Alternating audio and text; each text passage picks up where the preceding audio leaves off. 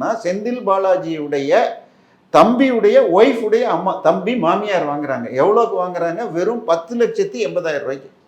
அந்த இடத்துக்கு அவ்வளோதான் மதிப்புன்னா, அது கரூர்ல இருந்து திருச்சிக்கு போகிற பைபாஸ், அப்படியே சென்னைக்கு வர்ற பைபாஸ் ரோடு. அதுக்கு அந்த நிலத்துக்கு இப்போ எப்படின்னா, இந்த நிலத்துக்கு வந்து நீங்கள் இதான் நிலம்னு வச்சுக்கிட்டீங்கன்னா, இந்த பக்கத்து லேண்டெல்லாம் ஏக்கரில் 4 கோடி 5 கோடின்னு இருக்குது. இந்த பக்கமும் அந்த பக்கமும். இந்த இடம் மாத்திரம் இன்னும் விவசாய நிலம் அப்படின்னு இதில் ஏக்கரில் போட்டு வச்சுருக்காங்க. அதெல்லாம் ஸ்கொயர் ஃபீட்டுக்கு மாற்றி.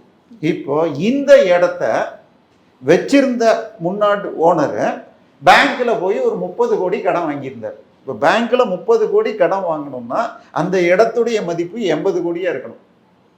ஏன்னா அதில் இது டிஸ்ட்ரஸ் சேல் வேல்யூன்னு போடுவாங்க.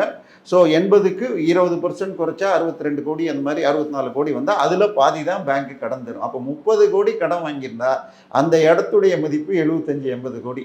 ஆனால் அது எவ்வளோக்கு ரிஜிஸ்டர் பண்ணார்? வெறும் 11 கோடிக்கு. அப்போ ஸ்டாம்ப் டியூட்டி ஏமாற்றிருக்காரு.